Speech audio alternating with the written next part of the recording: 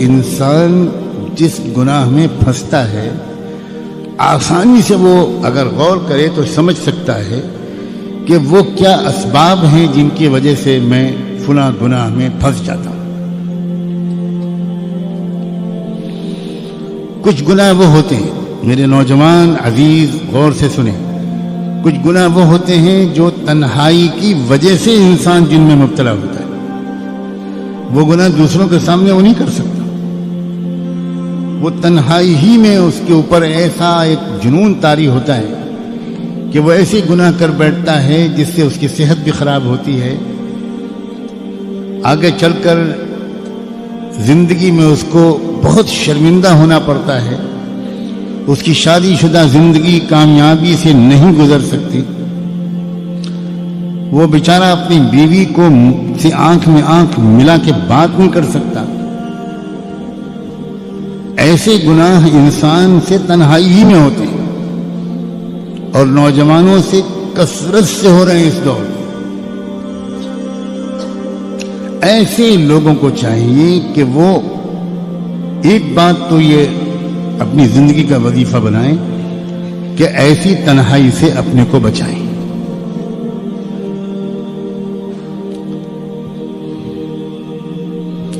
دوسرے، جس وقت ان کے دل میں اس طرح کی کسی بھی گناہ کا خیال آئے، ہمیشہ یاد رکھیں گناہ کا عمل بعد میں ہوتا ہے، گناہ کا خیال پہلے آتا ہے۔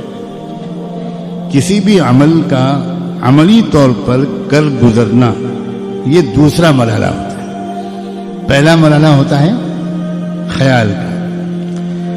اگر پہلے ہی مرحلے پر انسان روک لے، کنٹرول کر لے، چوکنا ہو جائے تو یہ خیال عمل میں تبدیل نہیں ہو سکتا۔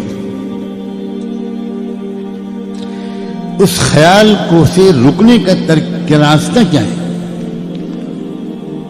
فوری طور پر اپنے ارادے کی طاقت کو استعمال کر کے دوسرا خیال دماغ میں لایا جائے، یعنی اس خیال کو بدلا جائے، آدمی اٹھ کے بھاگ جائے، ایک دم آدمی اٹھ کے کھڑا ہو جائے، آدمی ایک دم قرآن مجید ہاتھ میں لے لے، الماری سے کتاب ہاتھ میں لے لے، تسبیح ہاتھ میں لے لے جو سامنے ٹنگی ہے، وہ اللہ تعالیٰ کو یاد کرنے لگے، درود شریف پڑھنے لگے، استغفار پڑھنے لگے۔ اگر وضو کی حالت میں تھا تو جلدی سے نماز کی نیت باندھ لے، لیکن کچھ نہ کچھ کرے، اسی خیال میں انسان ڈوبا رہے، اسی خیال میں لگا رہے، دیر تک اسی خیال کے بارے میں سوچتا رہے اور پھر یہ تمنا کرے کہ وہ عمل مجھ سے سرزد نہ ہو، یہ انسان کی فطرت کے خلاف ہے۔ خیال عمل میں اپنے کو تبدیل کروا کر رہتا ہے، اگر آپ نے اس کو تھوڑی مہلت دے دی تو وہ پھر عمل میں تبدیل کروا کر رہتا ہے۔ وہ خیال کو بدلنا چاہیے، کسی بھی ترکیب سے خیال کو بدلنا چاہیے۔ حضرت یوسف علیہ السلام کو بھی خیال آیا تھا، ایسا نہیں ہے کہ ان کو خیال نہیں آیا تھا، اور انسان ایسا ہو ہی نہیں سکتا کہ اس کو خیال نہ آئے، لیکن یوسف علیہ السلام نے فوری طور پر فوراً اپنے خیال کو منتقل کیا اللہ کی پکڑ کی طرف، اللہ کی قدرت اور رحمت کی طرف، اور معاذ اللہ کہتے ہوئے بھاگے۔ یعنی انسان اپنی حالت کو بدلے، اپنی حیت کو بدلے، لیٹا ہوا ہے تو بیٹھ جائے، بیٹھا ہوا ہے کھڑا ہو جائے، بھاگے، نکلے باہر، اپنی جگہ بدلے، پوزیشن بدلے، مقام بدلے۔ ظاہری حیت بدلنے سے خیال کے بدلنے میں مدد ملتی ہے۔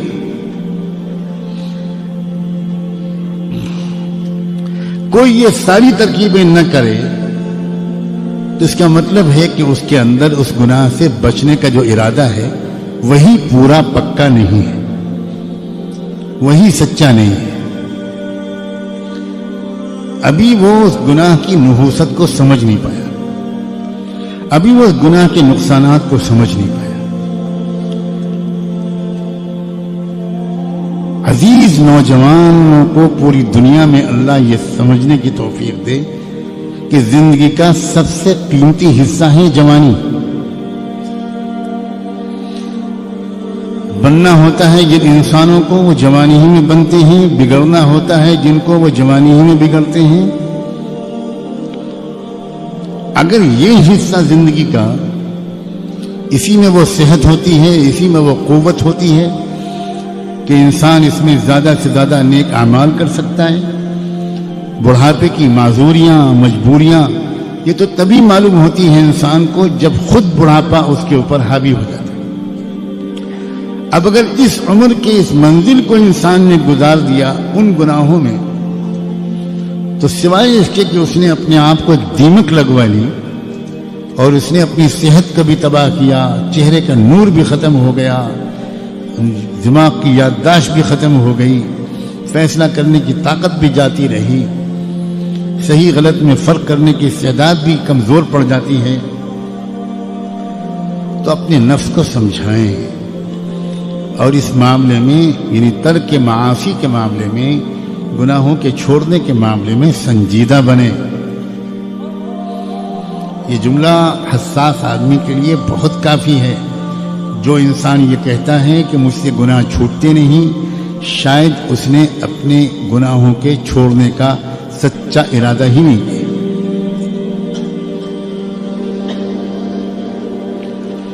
ورنہ ایک بار گناہ چھوڑنے کی عادت اگر پڑ جائے گی تو یقین کرو گناہ کرنا زیادہ مشکل ہو جائے گا، گناہ چھوڑنا لذیذ ہوگا. چکھ کے تو دیکھو، گناہوں کی لذت تو بہت دیکھ لی، اب تقوی کی لذت کو بھی آزما کر دیکھو.